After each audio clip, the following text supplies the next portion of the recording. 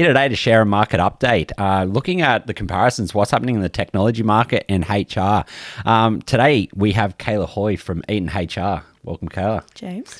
Kayla works across the HR space across Australia, really strong presence in Sydney, knows that HR market. Really keen to understand where the similarities are happening in the HR space and also the technology space, see if there's some overlap, what's happening across the market from a candidate perspective, and if there's some similarities and overlap between what's happening in HR at the moment, what's happening in technology, and what we might be able to learn from one another. So keen to get just your opinion at the moment, especially from a talent perspective. What are the motivators at the moment for HR professionals? We've had a busy year, very interesting year coming out of COVID. Yeah, look, I think for everyone, doesn't matter what industry you're in, it's really tight from a cost of living perspective, right? So we've seen obviously the overall REM structure, bonus components have come a lot more into play this year in the HR space, but that alongside flexibility, that's been huge. Yeah, I think it's the same in technology. As you said, cost of living's going up.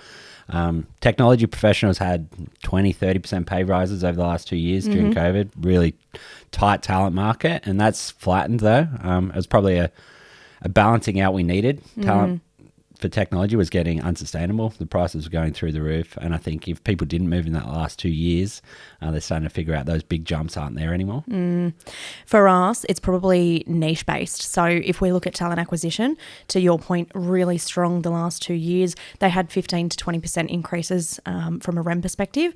They've been completely blown out, so that bubble's burst. They have lost probably between 20 and 25% in terms of their REM expectations. If we look at ER, for example, so ER, IR, they're heavily in demand because of all the legislation changes this year. So they, by token, have gone up and increased by 15 to 20%. So it's really niche based. Overall, I'd say from a generalist perspective, where we see your main forms of HR, your HR business partners, HR managers, they're probably steering somewhere around the 5%. So not too much of an increase, but there's something there for them. But again, ours is really niche based. Yeah, right. And then from a salary perspective, we're obviously coming in the late part of the year. What's your predictions for HR, the greater HR market for salaries over the next 12 months? Are we looking for big jumps? Obviously, inflation's continuing to go up, where cost of living's going up. Are the salaries going up with that? Not necessarily. So again, it'll be probably niche based. I don't know that we can look 12 months ahead. I think 6 months is probably more realistic. For us, I think ER is still going to take the cake. All of your specialisms, so your remuneration and benefits niche will also be probably increasing roughly maybe 10-15%. But I think your overall generalists, you can maybe expect a 5% in this market. Yeah. What we're finding in technology also, I think a lot of companies are being more budget conscious. Yeah. And we're seeing we faced a lot of redundancies earlier in the year, and the hiring is definitely, so we're seeing a little uptick now, which is nice, a couple of green shoots, but we've had a really tough year from a jobs market perspective in technology. Is it the same in HR? Like you mentioned talent. I guess from a recruitment perspective, we've definitely seen like internal talent roles being made redundant, being more competitive. Is that happening across the board? 100%. Tech in the TA space has been almost non-existent this year. So all of those big sexy roles the last 2 years haven't been into play at all. So it's been a really, really tough year for TA. Overall, from a HR perspective, it's been constant. I wouldn't say consistent. We've seen probably a lull. End of quarter 3 was pretty bad. There was a couple of weeks there where there was almost nothing coming on for a week or two there. But we've seen about a 10% year on year from my stats, 10% year on year decrease from an HR perspective. So definitely gone down. But keep in mind that's off the back of a really heavy and buoyant 2 years, right? You have to be really mindful of that. It was a really booming market, and the last 2 years are just unprecedented. So motivators for professionals to move, I think it's a big thing in the technology space. I think I'd be keen to get your opinion on, it's the same in HR, but the companies that are looking to hire in early 2024, what are the things that they've got to be playing or have in play to attract the best talent market? Let's take REM out of it, right? Because that's just a given, as I said, cost of living pressures and whatnot. Take REM aside.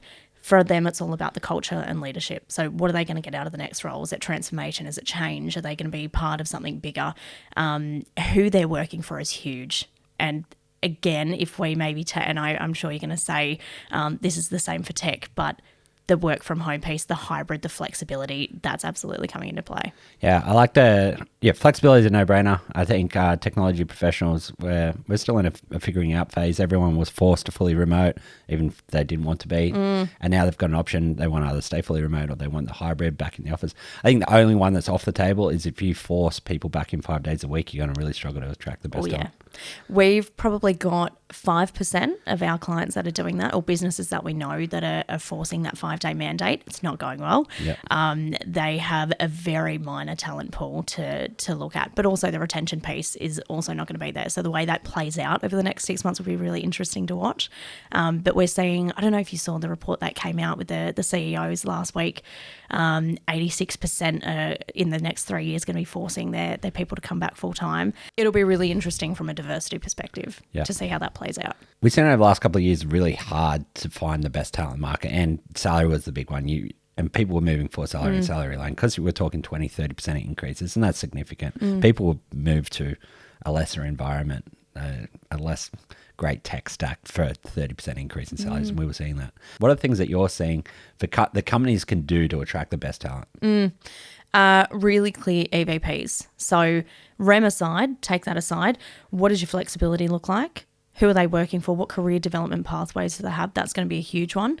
But again, it's going to come down to their leadership too and who they're reporting to. People want to work for good people. People want to work for people that care about people, especially in the HR land, because that's what they do. So cool. For technology, that's quite an interesting point. I think for technology, a lot of the time, people talk about technology stack. They're talking about maybe some of the cooler, sexy projects they might be working on, where the company's going through a growth phase. I think that culture and leadership part's often overlooked.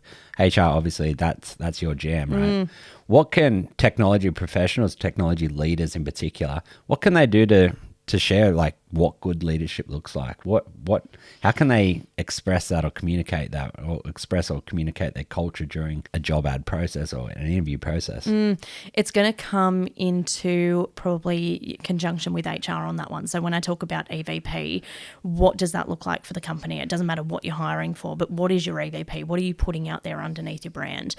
It will come down to your people. So HR at the moment are doing a lot of work with leaders across the board to uplift leadership capability. How do they influence their people? How do they get the most out of them? What are they doing from an attraction and retention perspective? From a technology perspective, when we're working with companies trying to attract the best talent market, the technology stack, the sexiness of a project or a company themselves often comes into it.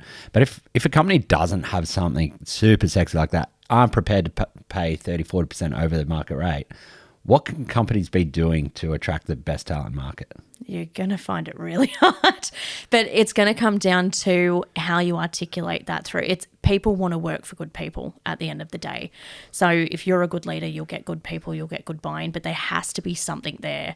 There has to be something. How does a company communicate that they've got a strong leader then? It's through the people. So it's through what the experience is for them.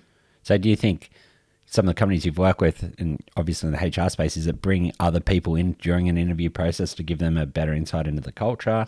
Is it, you mentioned EVP, is it strongly communicating what are their points of difference? Yeah, it absolutely is. The EVP will come into play. And if you don't have one, I'd argue, how big is the company? And, we could go down that trajectory. But if you're looking to move, you're not looking to move just for the sake of it, right? You're going to be really purposeful about a move. So it doesn't matter whether you're HR, whether you're tech, you're going to leave for a good leader. From a technology perspective at the moment, in the talent market, we've seen some redundancies earlier in the year. We're coming off 2 years of people moving jobs. A lot of technology talent moved jobs in the last couple of years. But right now we're seeing more hesitant market. We're seeing definitely more tentativeness across the talent perspective. We're seeing people really considered if they're going to move jobs. Are we seeing the same across the board in HR? We're seeing the same across the board. HR obviously have really good, strong insights across the board. Are we seeing more tentativeness in the market at the moment? Yeah, 100%. I spoke on this the other day. People are being really deliberate about their next moves. So they aren't going to move like for like. There's got to be something there. Where's the carrot? What is it that's enticing them? Because job security is a huge thing at the moment. So you're not seeing people that are up and willing to move at the drop of a hat. Yeah, right. So if you're an employer then, without putting 30% overs on a salary perspective, what can companies be doing at the moment to really stand out and trying to attract the best talent market? showcasing your leadership. Why are they going to work for you? Why are they going to work for your company? What's your story? What's your trajectory over the next couple of years? Financial stability will come into play as well, but it's going to come down to leadership. Yeah, I think that financial stability is a big point as well. It's definitely in the startup scene. We're seeing companies that have not been able to raise money, have to put redundancies off. People are fearful of that at the moment. Yeah, absolutely.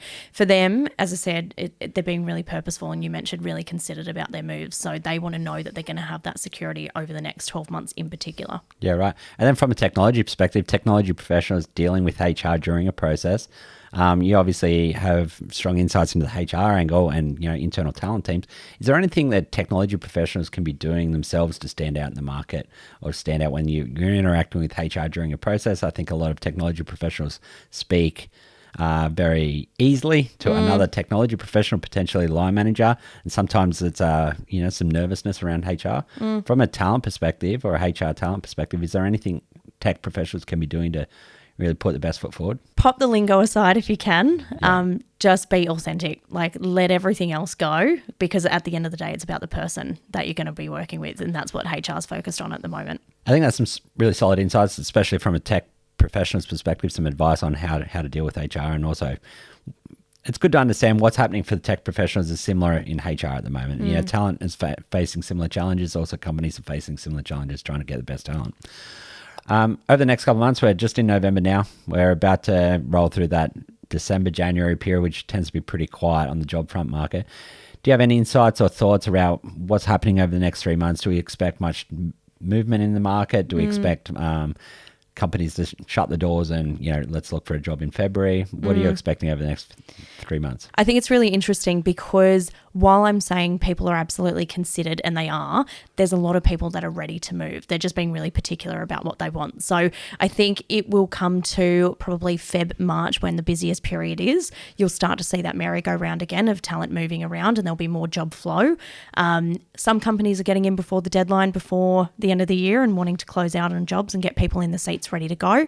But then we've got others that will absolutely pick it up in Feb, March. So there will be traction. It'll just take a couple of months. I think we'll get there. Yeah, cool. I think there's also, from a tech perspective, there are opportunities out there, and it's a good time if you are willing to have a look over this period. There are some good opportunities out there, and maybe it's less competitive. So I think if you are a tech professional looking for a new opportunity at the moment, keeping your eyes abreast and looking for those opportunities could be good timing. Yeah, 100%. Good to get insights from a HR perspective today. Thanks for coming on. Thanks, Jimmy. Cheers.